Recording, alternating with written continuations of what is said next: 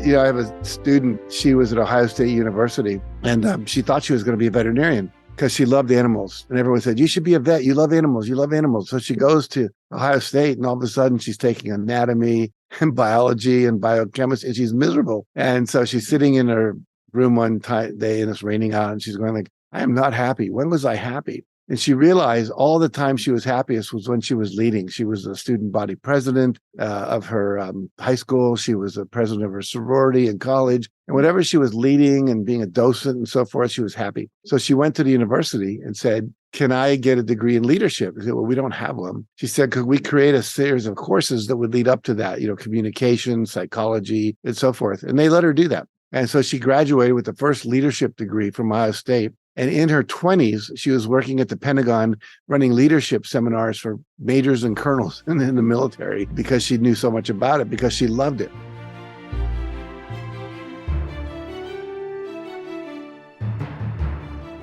Welcome to the MINDTRX podcast with breakthrough ideas to live your best life possible and how to make it happen. I'm Paul Sheely, and today we'll be talking with Jack Canfield. Jack Canfield is known as America's #1 success coach. He has conducted live trainings for more than 1 million people on how to accelerate the achievement of their personal and professional goals. Jack is the co-author of more than 200 books, including The Success Principles, How to Get From Where You Are to Where You Want to Be, and the Chicken Soup for the Soul series. Jack created the Living the Law of Attraction Paraliminal with me, along with the Effortless Success course.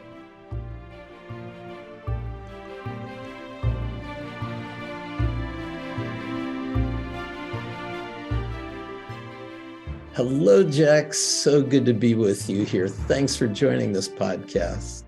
My pleasure, Paul. Always a great time to be with you. I really appreciate inviting me. Well, we go way back. I'm thinking about the early days. I think I first met you when we were both speakers at a conference in neurolinguistic programming that Martha Wigglesworth was doing. And you were speaking on self-esteem. Right. And I was speaking on photo reading.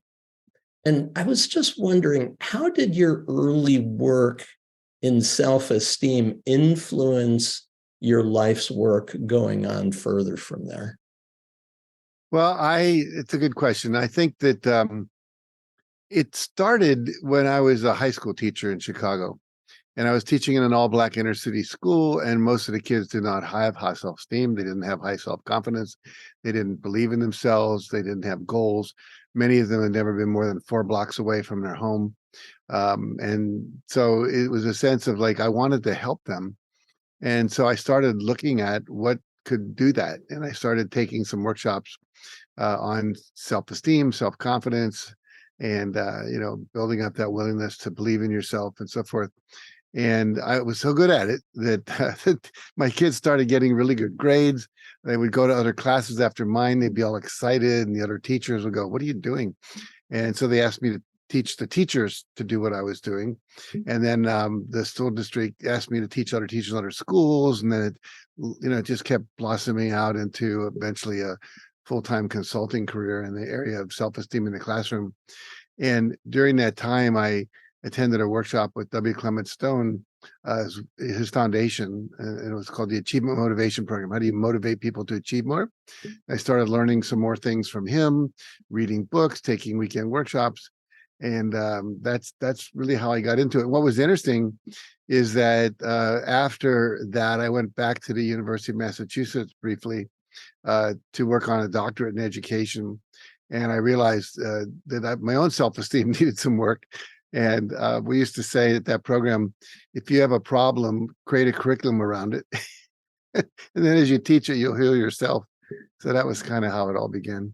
Well, that's cool. The idea that we're always teaching best what we need to learn most, I think is a cool aphorism. But I've also seen you as a continuous and lifelong learner. I mean, wherever we are, you're always taking notes. You're always in the front row. You're a great learner. And I'm wondering, what is the deeper drive for you to continue your learning throughout your life? I think that it's fun. I mean, everyone finds something they enjoy doing. And for me, I love learning. I love learning new things. And being in a workshop, learning something I can use in my own work, learning about myself is exciting for me. And it's just, I don't know, like some people like to get better at golf. Some people like to get better at baking and cooking. And some people want to be better investors and so forth. As you can see behind me, I have over 3,000 books. They're not all on the shelf behind me there, but that I've read.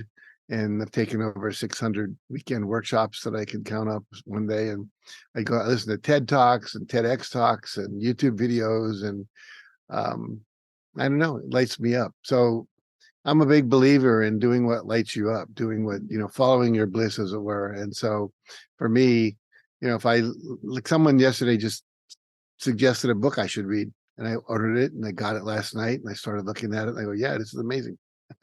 So, and learning.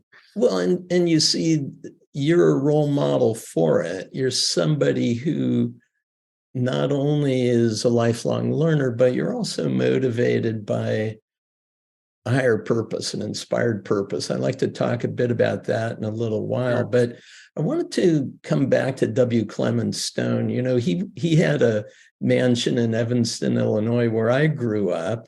He was an insurance tycoon in his career. I went to school with his granddaughter. Oh, wow. So W. Clement Stone with his little pencil mustache, and he was a big fan of Napoleon Hill. Right. And I got Napoleon Hill's laws of success. I have to tell you, when I compare Napoleon Hill's work to your work, the success principles is so much more accessible. So such an easy read. It's so fun. You could start anywhere, grab a juicy tidbit and move on. How did you amass such a compendium of ideas? What was it like to author that book? Well, it's really two questions in one. The first one, how did I amass all that information? Goes back to what you said before, lifelong learner. I started literally, taking that workshop with W. Clement Stone. He made a tactical error, in my opinion. he said, you guys that work at the foundation, you can take any workshops you want anywhere in the country. I'll pay for the travel. I'll pay for the workshop. And I think I took 37 weekend workshops the first year I worked for him. And I learned so many things. And so that was primarily just self-esteem, self-confidence, communication skills, leadership skills, motivation, etc. And then I kept learning. I always wanted to know, how could I do it more quickly, more deeply, more profoundly, and so it would last, so it was more sustainable. And so when things like neuro-linguistic programming came along, and your photo reading program came along, and EFT tapping, and hypnosis, and all these techniques that just gave you or me more power, if you will, to go deeper and further and create more lasting effects with people, I wanted to learn it. I'd be the first guy to go and sign up. And so spiritual workshops, meditation. I think I've probably taken 10 or 15 really deep dive meditation retreats, 10-day, 15-day, Vipassana, Sufi, Kabbalah, whatever. And so by the time I sat down to write the book, I had amassed a lot of this information, and I was teaching it in my self-esteem seminars that I started doing for the general public. And the actual writing of the book, it was interesting. I was sitting in bed one morning on my computer with my son sitting next to me. He was playing some video game. He was about, 7. And he stopped and he said to me, he said, "Dad, how come our house is bigger than all the other houses of our friends?" And I said, "Because I've made more money." And he said, "Well, why? How come you did?" And so I started teaching him all these things I thought were principles of success. He got bored after a while, of course, being 7. And but I thought, geez, what what do I know? And I started just making a list of all the principles and techniques and strategies that I knew. I had about 114. And I thought I'd write a book, 3 pages per technique or per principle, really. And when I started writing them, there would be 7 pages, 10 pages. So I had to pare it down. I have about 30 principles that never got published. It's like the lost books of the Bible or something. So someday I'm going to publish those. But I would write every night, Paul. I was running a training company. I was out there training. I was, doing administration work and so forth. But at night, I would go in, I'd have dinner with my family and eat, maybe hang up, put the kid to bed, whatever, come back out to my office like around 8, and I would start to type or research, either one. And many, many, many, many nights, all of a sudden, it would start to turn gray outside. I'd hear birds chirping, it's like, oh God, I got to go to bed. And so I would go to bed, get like 4 or 5 hours sleep and get up the next day. And I just kept doing that. And eventually I had way too many pages. I had to pare it all down. As you know, when you write, you kind of overwrite. But it took a year and a half to do that. Because I wasn't doing that every day. I'd be on the road for a week training or something. But that's how I did it. Well, I think of it as your magnum opus. I mean, obviously you're the publishing story of our age, but the Success Principles is a must read for anybody who's interested in self-development.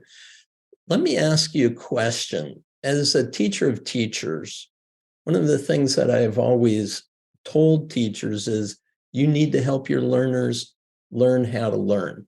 So, for example, a math teacher needs to help a child learn how to learn math, how to read a math textbook, how to actually acquire the skills that they're telling the students that they have to acquire. If you were to teach someone how to read the Success Principle book, to learn how to learn what you've amassed in that book, what would be your recommendation? Well, what I would say, and I don't know that most people would do it, but the ones that have actually have reported great success. But I tell people, read the whole book in one sitting to start with. Not one sitting. It'd probably take you 3 or 4 days to do that. But just read the whole thing to get a feel for the scope of it. And really what the book is, Paul, the first part of the book is a combination lock.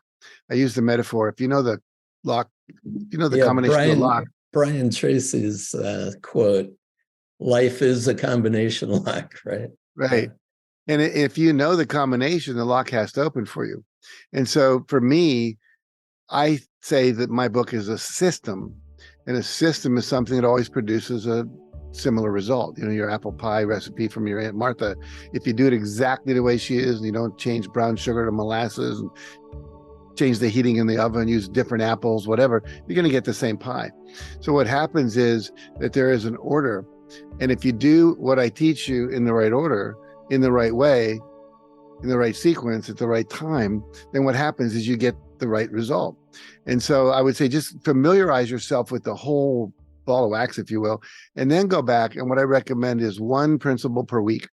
So there's 67 principles now, and there were 64 in the first edition. I re-edited it and added 3 more for the technological age that we're in. But the reality is that if you do it for a week, you read it, you kind of assimilate it, and then you apply it in your life. And I teach a little technique called the evening review, which is at the end of the day, you close your eyes and you ask yourself, where could I have been more responsible today, asked more clearly for what I wanted, persevered and not given up, whatever the principle is. And you always get an answer. Some part of your intuition's been paying attention. And so if you do that for a week and you apply that principle, you kind of lock it in, Velcro it to your system, if you will, new neural pathways, to use the neuroscience thing. And so what happens is at the end of a year and a few months, you will have really embodied all of this material, and literally it'll change your life. That's gorgeous. Now, it makes a lot of sense to pick one and work on it for that week. It's actually a technique that Ben Franklin taught. He said it was the most important self-development tool of anything he ever did. At the beginning of the day, he'd decide how he wanted to live one of his 13 virtues. And at the end of the day, he'd review it in exactly the way that you suggested. I'm wondering, when I look at the life of Napoleon Hill, who's a compadre of W. Clement Stone and notably one of the early people to amass a compendium of success strategies, he did not achieve nearly the beautiful life that you've achieved in your life. Do you have a sense of what the difference is that makes the difference? Well, I think that, look, I love Napoleon Hill's work. He wrote a book with W. Clement Stone, my mentor. I've read his book, Think and Grow Rich, and I've read about 3 of his books. Someone actually gifted me recently in a box with white gloves in the box, a first edition of Napoleon Hill's Think and Grow Rich, signed by Napoleon Hill, which is kind of one of my treasures, if you will. But I think that number one, he lived at a time where we didn't know as much about the brain and about, growth and consciousness as we do now. No fault of his. I mean, it hadn't been discovered or developed yet. And so I think we know a lot more. The other thing I think is that, Napoleon Hill didn't have the advantages that I have. We have the internet. We have hundreds of, I've created literally hundreds of YouTube videos, podcasts, blogs, the television shows I've been on. It reached Oprah. It was 40 million people. I mean, how was he going to reach 40 million people back then? I mean, he drew large crowds when he spoke, but it was crowd by crowd by crowd. It wasn't like being on the Today Show or the Good Morning America or anything like that. When the movie The Secret came out, this is amazing to me. It was the #1 DVD in China for over 3 years. And I got invited to speak in Iran, which is supposedly the axis of evil, American enemy and all that. And so I go over there and I find out the reason I was invited was because of The Secret, which they had actually showed on national Iranian television. How that snuck by the Ayatollah, I have no idea. But, I had 800 people come in Tehran twice, I was there. And so he did not have that kind of options, those kind of technologies and things available to him. I think you also mentioned something is that I have a gift, if you will, to take what can be complicated, esoteric, and bring it down to where the average person can understand it. I remember when I was writing my first book many, many years ago, I had this, what would I call it, rule, if you will, as I was writing the guideline, that someone in Kansas with a high school education could read it, like a farmer, and they would understand it. And I wasn't writing for college graduates with PhDs and so forth. And I think that consciousness, and I grew up like that, West Virginia and so forth, that has helped me be very, very accessible to a lot of people. Gorgeous. Well, it makes a lot of sense to also synthesize and resonate with it so that you are a model of it, you're living it, you've embodied it. And then what you're doing is by teaching it, you're saying, I want to invite you to embody this as well. Stick like Velcro is a great idea. When I think of your work and the work that we've done together, I think of you as being a person who lives by an inspired purpose. And I'd like to ask, how do you feel someone really gets in contact with their higher purpose for their lifetime? And how did you actually come about finding yours? I think one of the ways, and I'm going to talk about 3 of them that I know because I teach them to students of mine. Number one is just following, Joseph Campbell said, follow your bliss. There's a great quote, don't ask what the world needs, ask what lights you up, because what the world needs are people that are lit up, in a sense that what makes you come alive was the quote. And that was by Martin Luther King's spiritual teacher. And so I always kind of followed my curiosity. What woke me up? What made me excited? What made my chest expand with like, yeah, as opposed to, oh, I got to do that. And I don't know. And it wasn't always easy. And sometimes it cost me money, in terms of like, this is not going to make as much money as that was. Like when I sold Chicken Soup for the Soul many years ago to an investment group in New York, and they carried on with the series. I lost some of my identity. I lost my, at that point, $1 million a year income. I've since gained that back through other things. But what happens was, it was time. It was the right move for me. I needed to do it. And if I heard about something that I got excited about, I went and studied it. I went and met the person. I went to the rainforest. I did plant medicine, because it attracted me. So I think that, if you go and do what I call a joy review, you review when were the times you felt the greatest amount of joy. And then what you can do is look at what's the pattern. And for me, it was when I was learning and when I was teaching.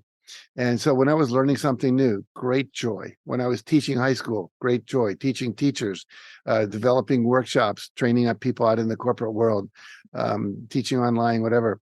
And that's what I love. So, do what you love. And the great Florence Scovel Shinn's book, Do What You Love, The Money Will Follow. Sometimes it's not a lot of money will follow, but the reality is you'll definitely be supported to do what you want to do. And so that for me was the main thing. And, I have a student that I'll share a quick story. She was at Ohio State University, and she thought she was going to be a veterinarian because she loved animals. And everyone said, you should be a vet. You love animals. You love animals. So she goes to Ohio State, and all of a sudden she's taking anatomy and biology and biochemistry, and she's miserable. And so she's sitting in her room one day, and it's raining out, and she's going like, I am not happy. When was I happy? And she realized all the time she was happiest was when she was leading. She was a student body president of her high school. She was a president of her sorority in college. And whatever she was leading and being a docent and so forth, she was happy. So she went to the university and said, can I get a degree in leadership? I said, well, we don't have one. She said, could we create a series of courses that would lead up to that, communication, psychology, and so forth? And they let her do that. And so she graduated with the first leadership degree from Ohio State. And in her 20s, she was working at the Pentagon, running leadership seminars for majors and colonels in the military because she knew so much about it, because she loved it. And so, do what you love, do the joy review. Now, the other technique I learned, and I think you knew it because you worked with the guy who created it, but the idea of like, and I know he's evolved it, but the idea was you ask yourself a question: what are two words that would describe you, your greatest qualities? And for me, it's love and joy. And then what are the two ways I most love expressing that? And for me, it's inspiring people with chicken soup type stories and so forth, and empowering people like with tools and the success principles and so forth. And then the next question is, well, if you could describe the world the way you would like it to be, your perfect ideal world, what would be happening? And for me, everyone would be living their highest vision. And then you combine all that into one sentence. So for me, it was inspiring people to live their highest vision, inspiring and empowering people to live their highest vision in the context of love and joy. And that's my purpose. And so that everything I do is in service of that. And the third thing I teach people to do is you can go inside and you can ask your higher power, God, your guardian angels, your higher self, however you want to hold that consciousness space. And, I usually lead a workshop exercise where people go up a mountain to a higher consciousness, go into a temple. The angel comes down, gives them a golden box with a gift in it that represents their life purpose. And I'll do that with 500 people in a room, and they all get blown away. They get, diamonds and crystals and keys and hearts. And, sometimes they'll get a picture of a children's book because they're supposed to, inspire children, whatever. So there are a number of ways to get in touch with it. And occasionally you'll have a life-altering experience, like the woman who created Mothers Against Drunk Driving. Her daughter got hit by a car, and all of a sudden she just felt this desire to go out and make sure that didn't happen to other kids. And so it can come that way as well. Well, I'm thinking about it doesn't have to be so mysterious to connect with that greater power, that inspired purpose. I really thank you for that. Yeah. The idea also is that we need to be on our search for it. We need to actually actively inquire. And I think you've given us a lot of cool ways of doing exactly that. I want to move to. Let me say one more thing about this. Sure, please. So recently I was introduced to this Japanese concept of Ikigai. Have you heard of that? No. So Ikigai is a confluence of four things. They say, is this something you love to do? Do you do it well? Do people need it or want it? And are they willing to pay for it? And if you can find something you love to do and you do it well and people need or want it and they're willing to pay for it, that could become your mission and based on your ultimate purpose. And I thought that was really kind of interesting because there's some things you love to do, but you don't do them that well. There's some things you love to do that people are not willing to pay for or they don't need it. But when you find the confluence of that, that can lead to your profession, to your, your job, if you will, your, not just your purpose, but your purpose in action. Nice. I love that. Ken Honda is the person I'm thinking of, his creation of happy money and being the happy millionaire. He's a great role model of that. We have a very cool Paraliminal on that together. So there's a final idea I'd like to address. There was a story that you told me. I don't know if you remember it exactly. You're driving in the car and you were in a bad mental space and some self-castigation, and you pulled over and you tuned in to what was going on. And you said there was a shift that occurred. Your inner dialogue suddenly became very self-affirming rather than self-critical. It was a shift toward that inner compassion. And I know that self-compassion is probably the biggest motivator of success than anything else. Beating ourselves up is not a way to get to success. Right. I'm wondering if you do remember that moment, what do you think can happen for the average person, for our listener who from time to time goes into a negative space, beats themselves up, maybe the way their parents or their teachers beat them up or their coaches, and they just perpetuate that? How can they start to make a shift so that their interior landscape is one of greater kindness, a sense of peace and self-compassion? Well, I do remember that moment, and I actually have a chapter in the Success Principles called "How to Turn Your Inner Critic into an Inner Coach." And the idea is that I believe that all of our inner critics basically come from outside of us, where our parents criticize us, our teachers criticize us, but remembering that they did it for mostly a positive reason.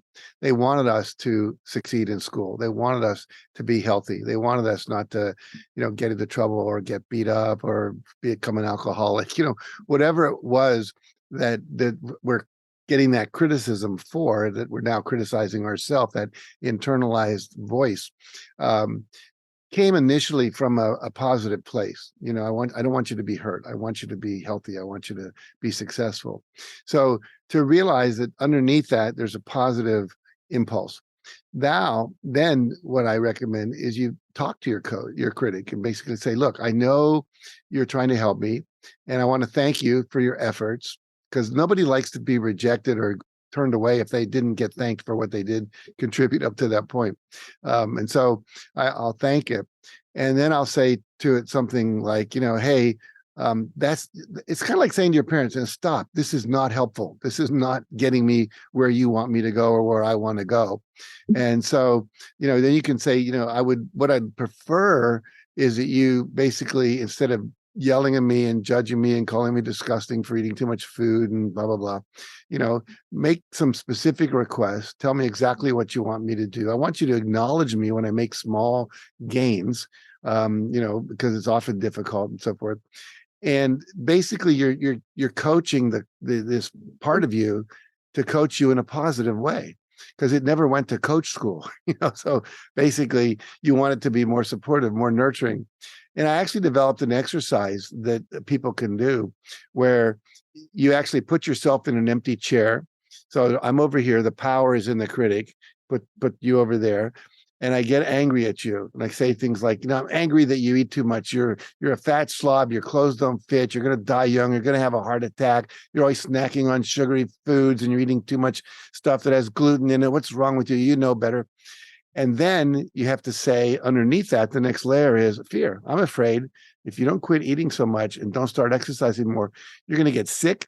You're going to die much younger than you need to. I'm afraid that you won't be here to watch your grandson graduate from high school and college. And then you go to specific requests. I want you to stop eating snacks during the day.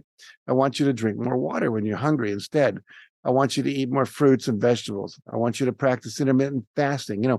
So all these things that you want. And then you end with, I love you. I love you. You deserve to feel good. You deserve to look good, feel proud of yourself, have your clothes fit, be around to see your grandson graduate. You're a good person. You deserve to live a healthy, pain-free, long life. And then I give that part a little hug. So what I'm doing, I'm training myself to move from anger to love, but with specific requests. Because when you're judging yourself, there usually is something you need to do different. But the way it gets delivered is you just go like this, and you're defending yourself and you're not really taking in the value. Yeah, and it's scary to grab hold of that inner critic or that protector part of you because it is fierce and it is scary. And when we had that show up originally in our lives, we were little. We were really vulnerable to those kinds of criticisms. So Right. to embrace it, to reframe it, and to teach it how to speak with greater kindness is just gorgeous. And I also hear in what you're saying, Jack, the idea of being able to notice small indicators of success. Right. I remember Earl Nightingale said, success is the progressive realization of a worthy ideal. It's not just the realization of it, but it's a progressive realization. And if we can note, like on a daily basis, as you suggested earlier, the end of the day, do a review. If we can notice a small concrete indicators of success, we're in a self-reinforcing mechanism, action and feedback, and that helps us really steer our lives forward. So thanks for that. Great wrap up. Any final thoughts that you would leave for our beautiful listener who's been sitting here with us today? Well, I'll just add one little end of the day technique we call a mirror exercise, which it kind of plays off of the evening review. But you just look at yourself in the mirror and you start by saying your name, then you appreciate yourself for anything you accomplished that day, any disciplines you kept, any little micro steps toward what you're wanting to do. We're teaching micro actions right now. The idea that, little tiny things done consistently is what leads to success. And so, even if you just meditate for 3 minutes, but you never meditated before, that's great. You meditated 3 minutes longer. And eventually, over time, you might end up meditating for 20 minutes, an hour, but not to beat yourself up for what you didn't do, but to acknowledge what you did do, acknowledge any which I say distractions and temptations you avoided, and then to say I love you to yourself. And then a psychiatrist friend of mine recently added, appreciate yourself for appreciating yourself, because whatever you appreciate expands. So if you appreciate yourself for appreciating yourself will expand. And then finally, I learned from one of these people, I forget the young woman who wrote a book about it, but high-fiving yourself. So every time I pass a mirror now, I stop and I high five myself, which is kind of weird when I first did it, but it's kind of cool. Like, that might happen 5, 6, 7 times a day. And it brings joy. Even thinking about it right now, you can see I'm smiling. So, but final comments, I would say this: you have everything you need to accomplish anything you want. You're never allowed to have a dream that you can't accomplish. You may have to learn something new, partner up with other people, go back to school, get a license, whatever, but you have the capacity to achieve your dreams. So believe in yourself, trust your intuition, follow your bliss. And I would say if you do that, and if you get a copy of the Success Principles, which I highly encourage you to do, not because I need another dollar, but because I know from the millions of people who've read it and the feedback they give me, they get incredible breakthroughs. If you do all that, I promise you, your life will move up and you'll continually grow in the way you want to grow to get to where you want to be and to be able to do what you want to do. Beautiful, Jack. Thanks so much for your kind words. So good to be with you, my friend. I'll see you again soon. Okay, I look forward to it, Paul. Peace and blessings. Bye for now.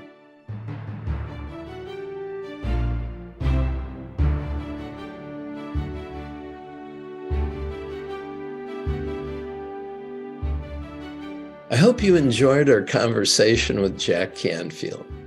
You can learn more about Jack at jackcanfield.com. That's JackCanfield.com. And now in the second part of the podcast, it's just you and me. I'll tell you how to use the Paraliminal sessions in the MINDTRX app to easily handle obstacles and move toward the success you want, especially as they relate to Jack's message. If you're new to the relaxing Paraliminal audio sessions, they use breakthrough technologies to activate your whole mind in only 20 minutes to help improve any area of your life. Let's get going.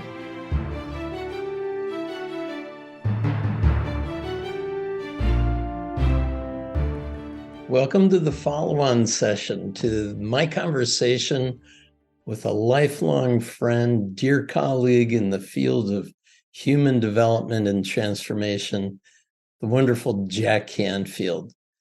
Absolutely adore being with Jack. He's always so inspiring. He's got so much to say. Clearly, we could go on and on about the wonderful ideas that he has come to use and share with the world, what a difference it's made in so many people's lives. When I think about the conversation that he and I had, I focused our dialogue around 5 ideas. The first is the idea of self-esteem. Second is about learning, what I would call lifelong learning. Success, certainly a big part of it, as we talked about his laws or his success principles book.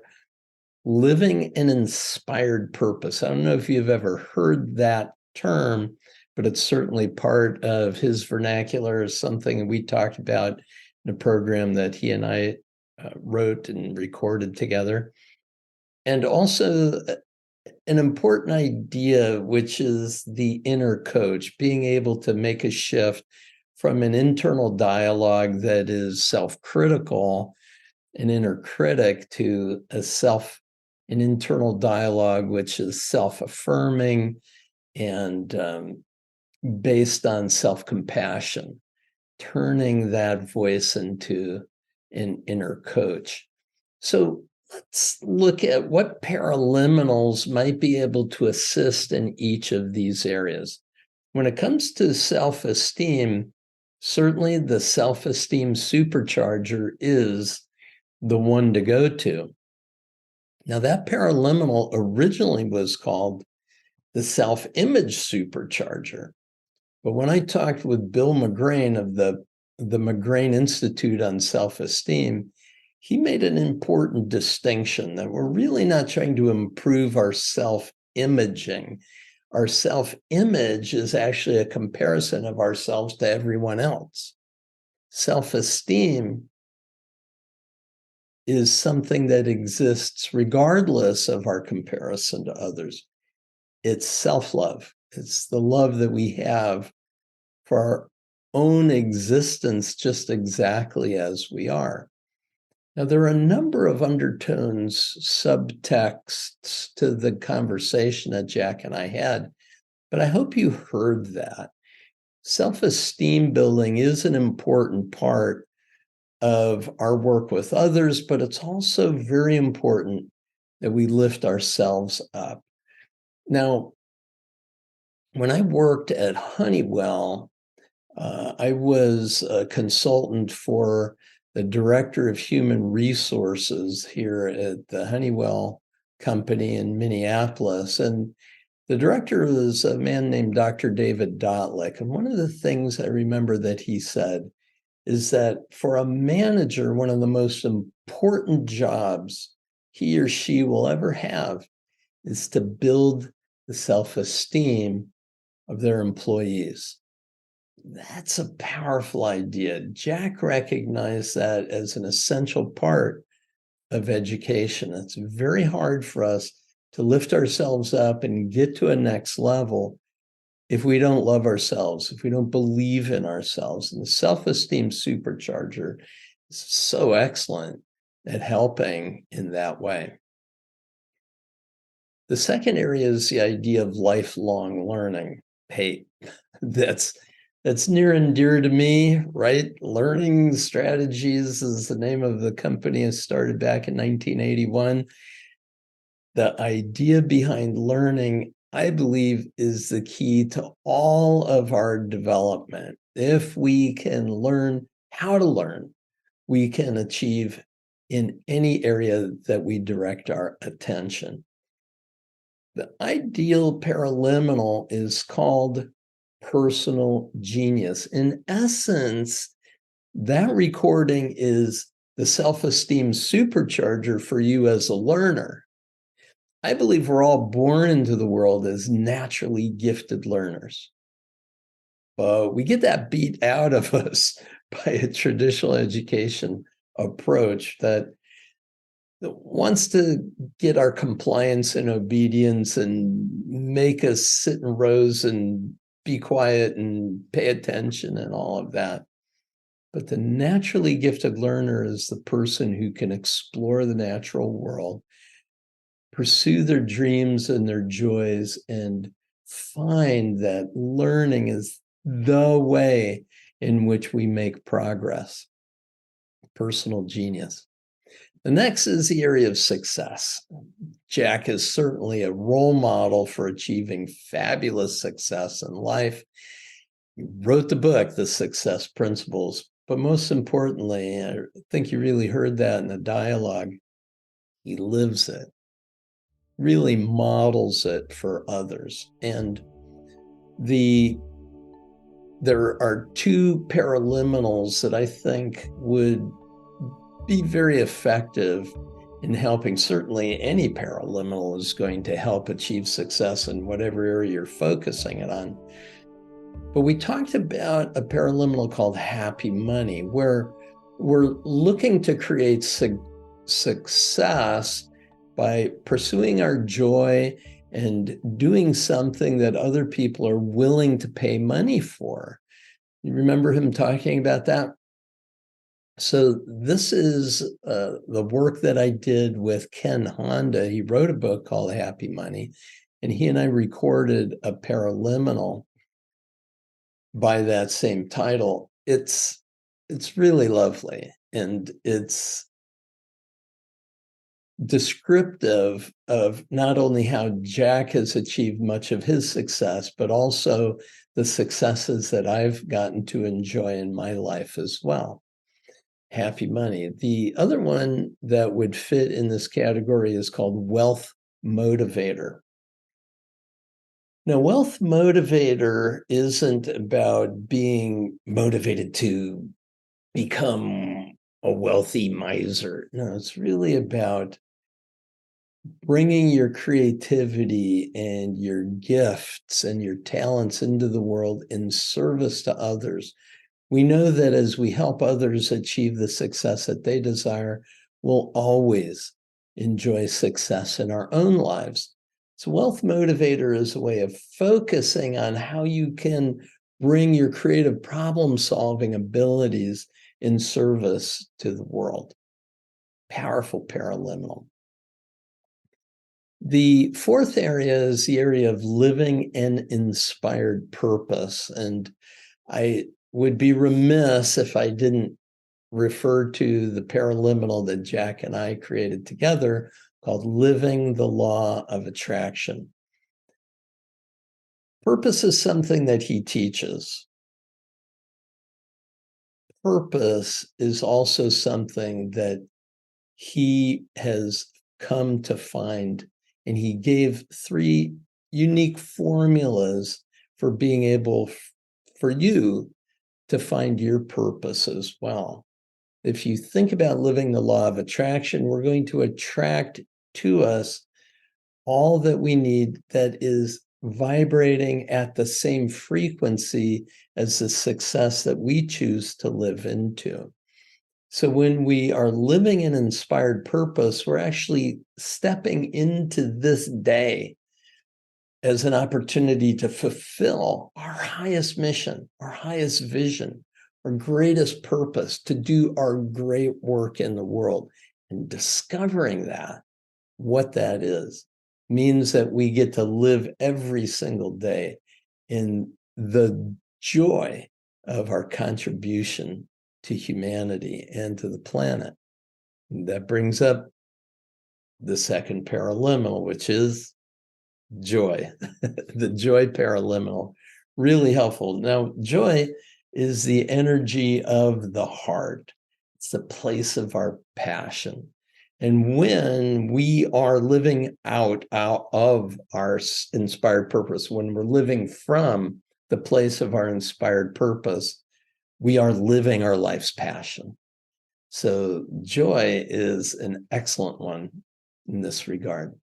The final area is that turning of the inner critic into the inner coach.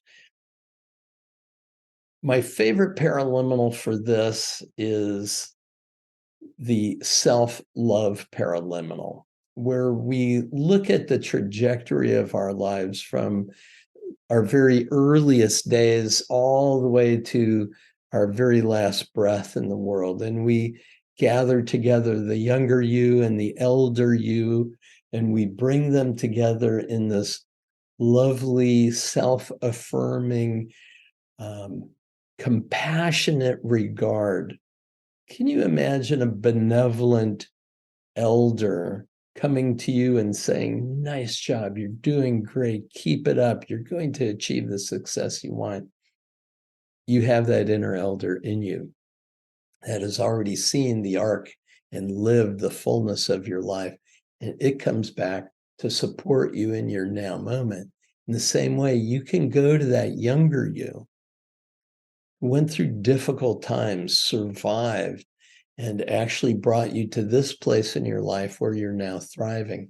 And you get to bestow blessing on that part of you as well, recognizing the courage, recognizing the grief you went through to be able to achieve the high level of success that you get to enjoy in your life right now. And so the three of you, your present self, your younger self, and your elder self, all come together in this lovely dialogue, this lovely connection to determine how to move forward and continue to live at the fullest expression of your life.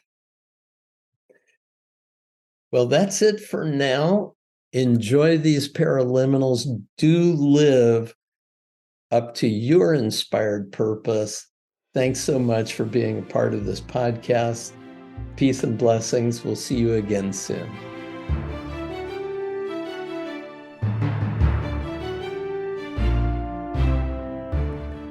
Thank you for joining me today. I applaud your willingness to maximize your potential. You can easily use the Paraliminal audio sessions in the MINDTRX app to stimulate your non-conscious mind, that is your inner mind, to reduce any resistance in your life and to propel you to the success you want. Visit MINDTRX.com to learn more. These amazing audio tools have helped millions, and I encourage you to bring them into your world today. Be sure to be back for more episodes of the MINDTRX podcast. You'll find insightful conversations with authors, experts, and thought leaders, all devoted to improving your life's experience. Thank you again for being here on our MINDTRX podcast.